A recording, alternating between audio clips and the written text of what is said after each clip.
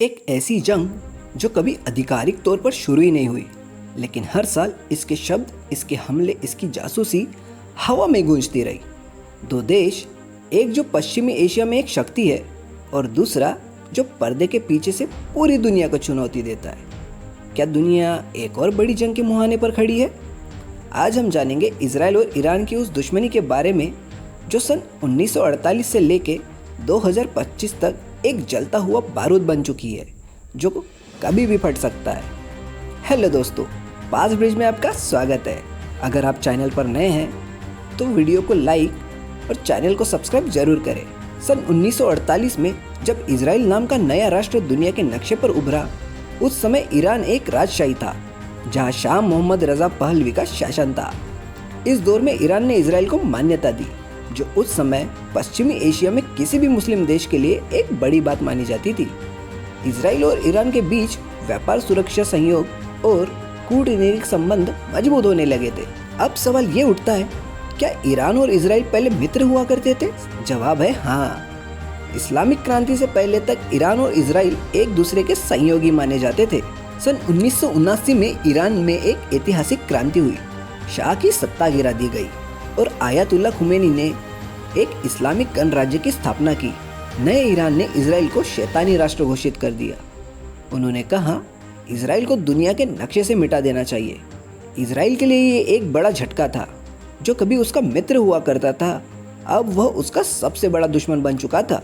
Iran ने फिलिस्तीन का खुलकर समर्थन करना शुरू कर दिया।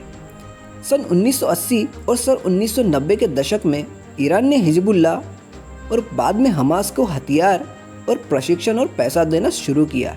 यह संगठन इजराइल पर रॉकेट हमले और आतंकी घटनाओं को अंजाम देने लगे। इजराइल ने भी अपने तरीके से जवाब देना शुरू किया। इजराइल की गुप्तचर संस्था मोसाद ने ईरान के परमाणु वैज्ञानिकों को टारगेट करना शुरू कर दिया। यह एक छिपी हुई जंग थी जिसका शोर दुनिया में सुनाई तो देता था, लेकिन युद्ध कभी घोषित ही नहीं हुआ। जिसके बाद ईरान ने अपने परमाणु कार्यक्रम को तेजी से आगे बढ़ाना शुरू कर दिया। इजराइल को डर था कि अगर ईरान के पास परमाणु शक्ति आ गई तो ये उसके अस्तित्व के लिए एक खतरा बन जाएगा। सन 2007 से 2015 तक इजराइल ने कई बार साइबर हमलों के जरिए ईरान के परमाणु संयंत्रों को नुकसान पहुंचाया। स्टकनेट वायरस नाम का साइबर हमला इसी का एक उदाहरण था। इजराइल ने साफ कहा, हम ईरान को परमाणु शक्ति नहीं बनने देंगे। जनवरी 2020 में अमेरिका ने इजराइल के सहयोग से ईरान के प्रमुख सैन्य जनरल कासिम सुलेमानी को ड्रोन हमले में मार गिराया। ईरान इस घटना से आग बबूला हो गया। मध्य पूर्व का माहौल अचानक युद्ध के कगार पर आ गया। 2020 से 2023 के बीच संयुक्त अरब अमीरात, बहरीन जैसे मुस्लिम देशों ने इजराइल के साथ शांति समझौते किए, जिसे अब्राहम समझौते कहा गया। ईरान ने इन समझौतों को यहूदी प्रभुत्व को बढ़ावा देने वाला कदम बताया और एक बार फिर उसने अपने प्रॉक्सी संगठनों को सक्रिय कर दिया। अप्रैल 2024 में हमास और इजराइल के बीच एक बड़ा युद्ध शुरू हुआ। ईरान ने खुलकर हमास का समर्थन किया। इजराइल ने सीरिया और ईरान के हथियार भंडारों पर हवाई हमले किए।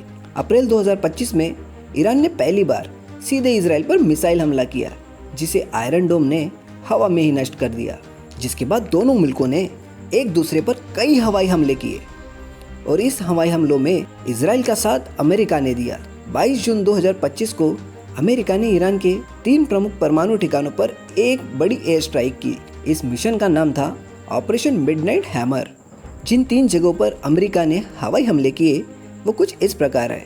फोर्दो यूरेनियम एनरिचमेंट प्लांट, पहाड़ के अंदर बना हुआ सीक्रेट ठिकाना जो काफ़ी सुरक्षात्मक है। यहाँ पर ईरान अपने सबसे आधुनिक सेंट्रीफ्यूज का इस्तेमाल करता है यूरेनियम को शुद्ध करने के लिए। दूसरा, नताज परमाणु केंद्र, ईरान का सबसे बड़ा एनरिचमेंट केंद्र। इस पर पहले भी 2010 और 2021 में साइबर एयर हमले हो चुके हैं। इस बार यहाँ बंकर बस्टर बम गिराए गए। तीसरा, इस्फहान न्यूक्लियर टेक्नोलॉजी सेंटर, जहाँ पर यूरेनियम को प्रोसेस किया जाता है और वैज्ञानिक रिसर्च होती है। इसे टॉमहॉक मिसाइलों से टारगेट किया गया। इन ठिकानों पर अमेरिका ने जिन बॉम्ब से हमला किया वो कुछ इस प्रकार है। B-2 स्टेल्थ बॉम्बर से GBU-57 बंकर बस्टर बम गिराए गए। ये बम 30,000 पाउंड वजनी होते हैं और जमीन के अंदर छुपे ठिकानों को नष्ट करने के लिए बनाए जाते हैं। टॉमहॉक क्रूज मिसाइलें जो समुद्र में तैनात अमेरिकी सबमरीन से लॉन्च की गई अमेरिका के पेंटागन के अनुसार इस हमले ने ईरान के परमाणु कार्यक्रम को 1 से 2 साल पीछे धकेल दिया, जबकि अमेरिका के राष्ट्रपति डोनाल्ड ट्रंप ने इसे कंप्लीटली ऑब्लिटरेटेड यानी पूरी तरह बर्बाद करने वाला हमला बताया। ईरान ने इन हमलों की निंदा की और परमाणु निगरानी संस्था से सहयोग खत्म कर दिया, जिसका मतलब अब कोई भी स्वतंत्र संस्था यह जांच नहीं कर सकती कि ईरान का इसमें कितना नुकसान हुआ। क्या पूरी दुनिया फिर से किसी तीसरे विश्व युद्ध की ओर खींचते चली जा रही है? इजराइल और ईरान के बीच कभी आधिकारिक युद्ध नहीं हुआ, लेकिन उनका संघर्ष दुनिया का सबसे खतरनाक छाया युद्ध बन चुका है। धर्म, राजनीति, शक्ति और अस्तित्व सब कुछ दांव पर है। क्या यह आग कभी बुझेगी या हम भविष्य में एक और परमाणु युद्ध की ओर बढ़ रहे हैं? इस वीडियो को देखकर आपको क्या लगता है? क्या आपको लगता है कि इजराइल और ईरान कभी शांति के रास्ते पर भी चल पाएंगे? अपना विचार हमें नीचे कमेंट में ज़रूर बताएं। और अगर आप ऐसे ही गहरे ऐतिहासिक रहस्य को जानना चाहते हैं तो पास ब्रिज को अभी सब्सक्राइब करें। मिलते हैं नेक्स्ट वीडियो में।